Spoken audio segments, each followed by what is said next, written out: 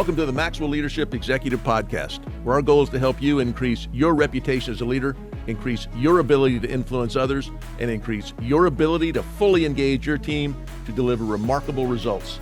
Hi, I'm Perry Holly, a Maxwell Leadership facilitator and coach. And I'm Chris Cody, Executive Vice President with Maxwell Leadership. Welcome and thank you for joining.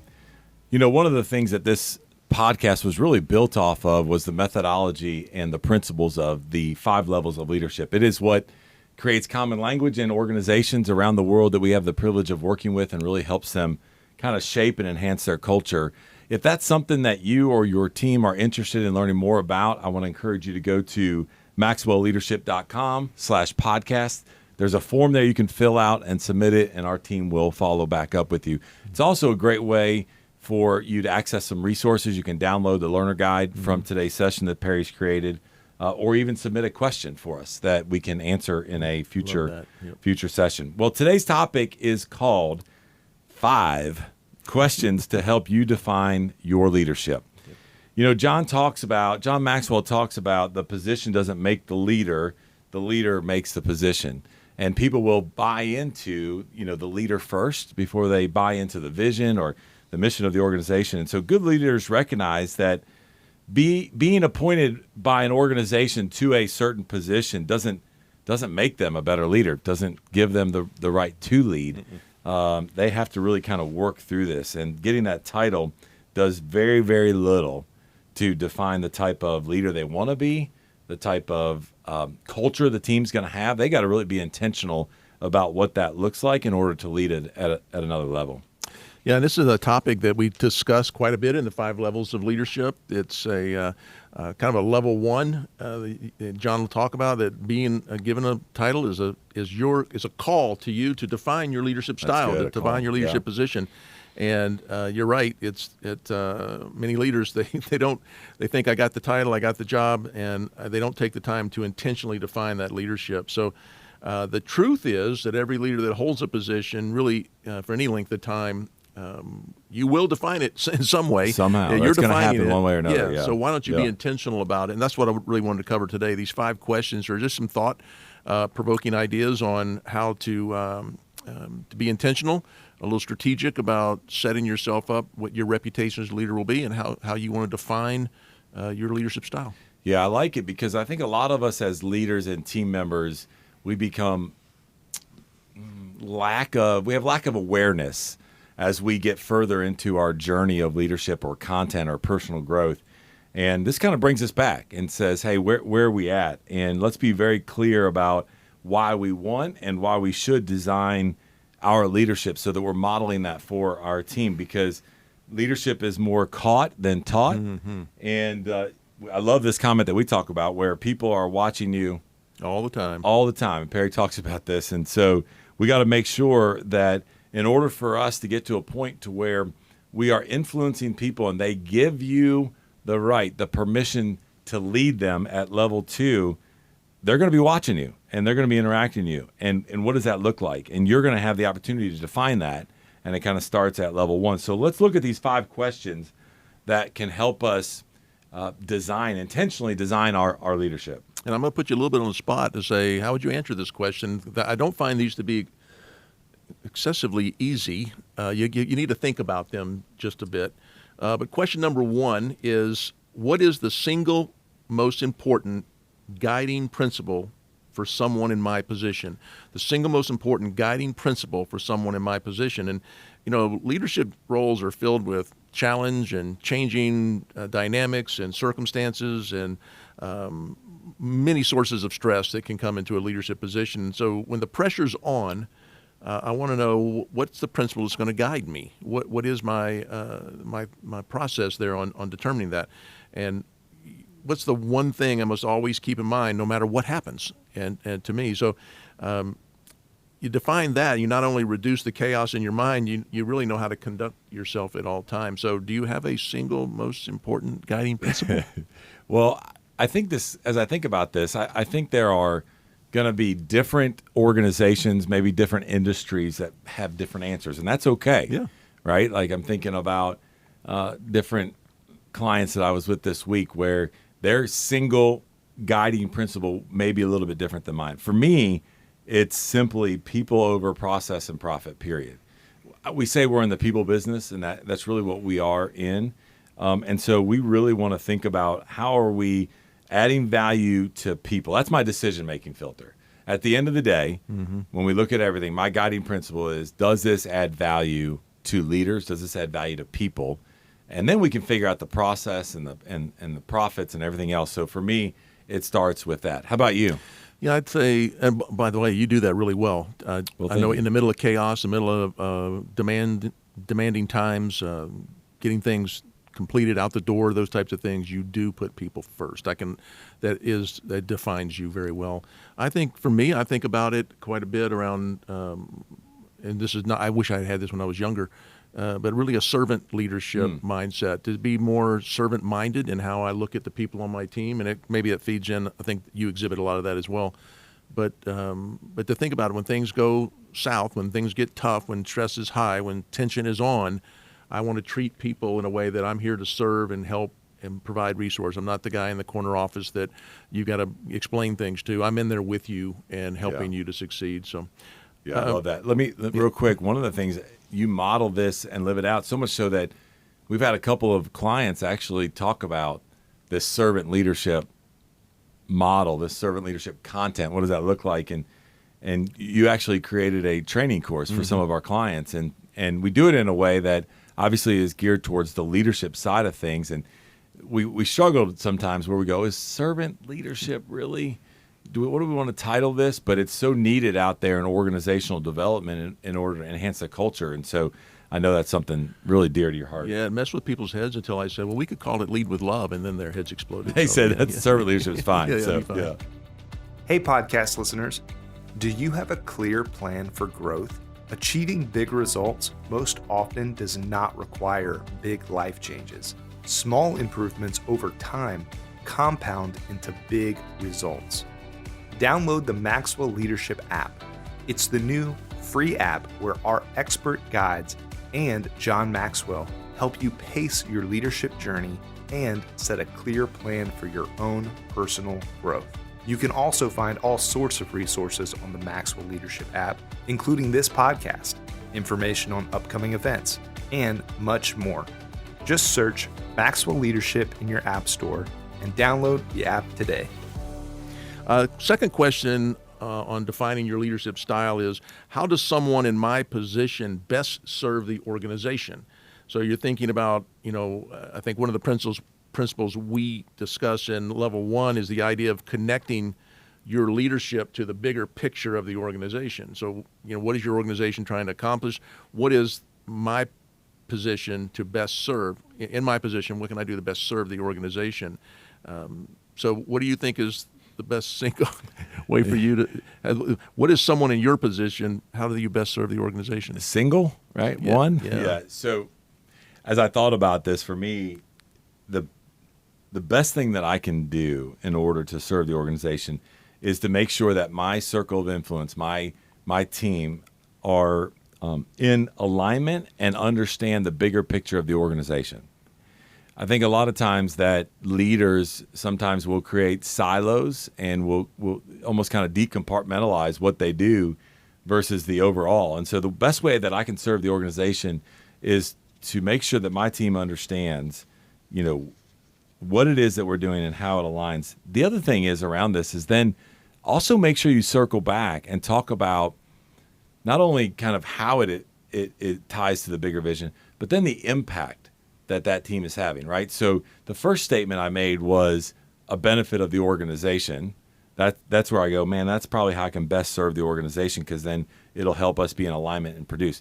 The other way is how I'm best serving the team in order to be in alignment with the organization, which is make sure you're coming back and reporting back to them, hey, this is the impact that you're having. Mm-hmm. These are the lives impacted, lives influenced. Here's the revenue. Here's the KPIs that you met, and that's now impacting the organization because of this. And I think if I can create that alignment, that's the best way that I can serve the organization. Yeah, I think about it for me was really around equipping and developing others. I'm in a different position than you. I'm in a different season. What'd you call it? Season of life? Season of life. That's how you called me old earlier? That's That's really my role. How I can best serve the organization, I think, is through developing and equipping those that are coming up. Because we're in a performance environment. We're out in front of clients, and I want everybody to be I like that. to serve well. So. Yeah, that's good. Third question was, how does someone in my position best serve my leader? Thought this was an interesting question, John. These are from John Maxwell. I thought, wow, I don't think that I, as a young leader, ever thought of that, not once. But wow, what a great question. And so one way to make a lasting impression with your leader is to prompt them really to think of you when describing the position you hold, is to figure out how to serve them. So when you think about doing your job exceptionally well, is a couple of things we talk about. I mean, but when we talk about leading up, but what are your thoughts on that? Yeah, this is a great question. And I love, my team periodically will ask this question of me. And the first thing I say is, man, continue to do your job. Right? For you, continue to write content for us and develop these podcasts. And so when that is happening, that immediately kind of, again, lightens my load when those questions are asked and they're doing their job. The other thing, too, is around this is make sure that you're continually growing. We're big on personal growth, and I think anybody in any role or position, leadership or not, should be developing yourself. And I think when you do that, then that helps, again, define your leadership, but then it also helps define your leader's leadership in a way of how their team is growing and how they're producing. And I think that's important when it comes to this point. Yeah, and I think about it now as, and you're my leader, so I'm thinking about, I definitely want to lead myself well. I definitely want to lighten your load where I can, because you carry a lot. I think everybody on our team looking for ways to take things off of your plate, and really look for ways to do my job exceptionally well, so you don't have to come behind and do my job. That's like the worst thing any leader could have to do.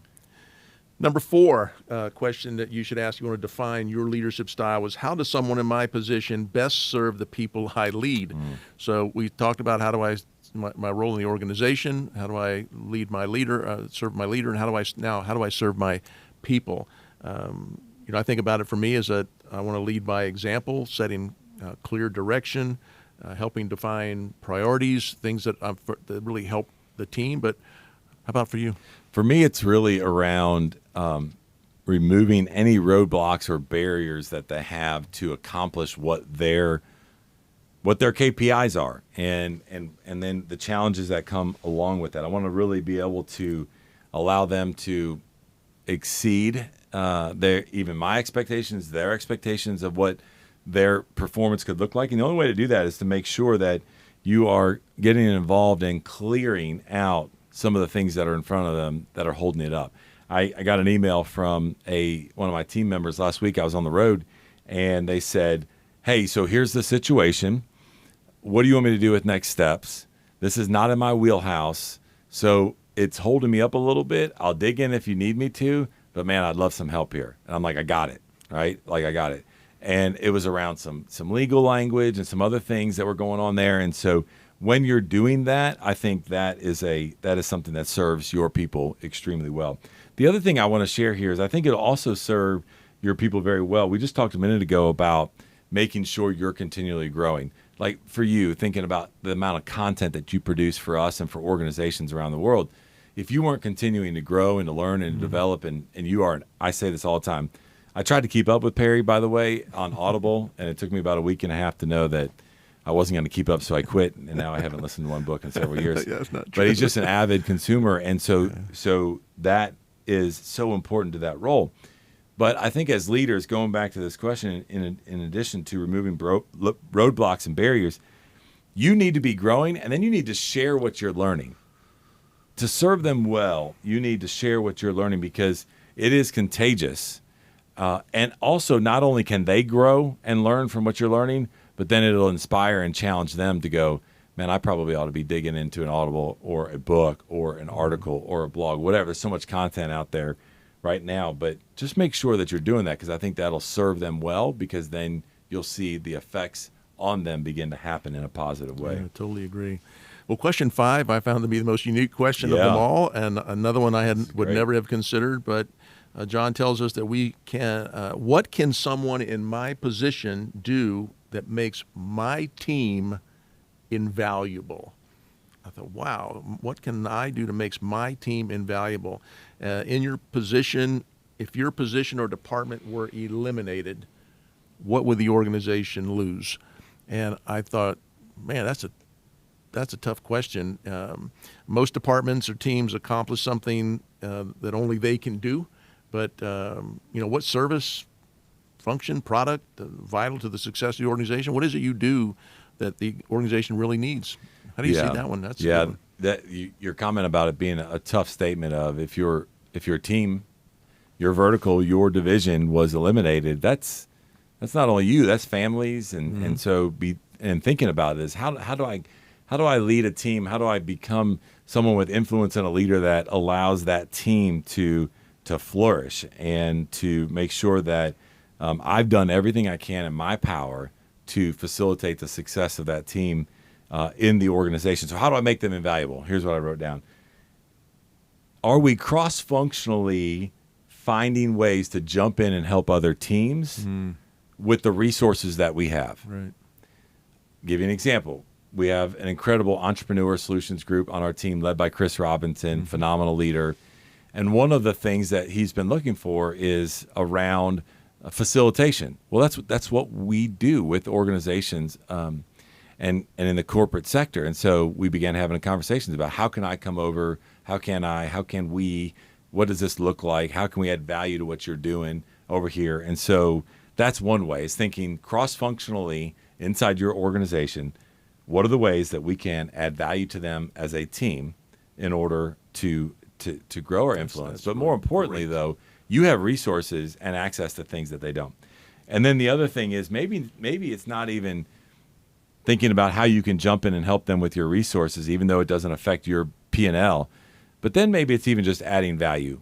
I love this. We do this with a lot of our clients and people that we coach, and we do a lot of training for, where we'll see an article, we'll read something, you've heard something, you've been coaching somebody, man, hey, listen, I was thinking about you. Here's an article I read. It really, really speaks to. Well, why wouldn't we be doing that for our organizations as well? Both from a professional standpoint as well as maybe even some personal things. Yeah. I'll give you an example back to Chris Robinson, who is an incredible leader. A man loves pickleball, and I said pickleball, right? It's the first time I think we ever talked about pickleball in this kind of. And we give him a hard time about it all the time, but he's really, really good at it, and he has a desire to reach some of the highest levels of pickleball players. And I was reading. I'm a huge sports fan. I was reading Sports Illustrated a couple weeks ago, and saw this pickleball article and read it. And I was like, man, that was pretty good. So, made a little note. Said, man, Chris, I was thinking about you. I just wanted to add a little value. Hey, I know you love this. You may have seen it. Here it is. And I shipped it down to him. So thinking about things like that with cross-functional teams make your team, your leadership invaluable to the culture of the organization. Yeah. And I think that's important. I love that. Yes, being service-minded to the rest of the team, Yeah. not just in your own silo to do that. That's right. And I learned something new, that Sports Illustrated covers pickleball. I didn't know that was possible. So it's even a live event on ESPN nowadays. Get out.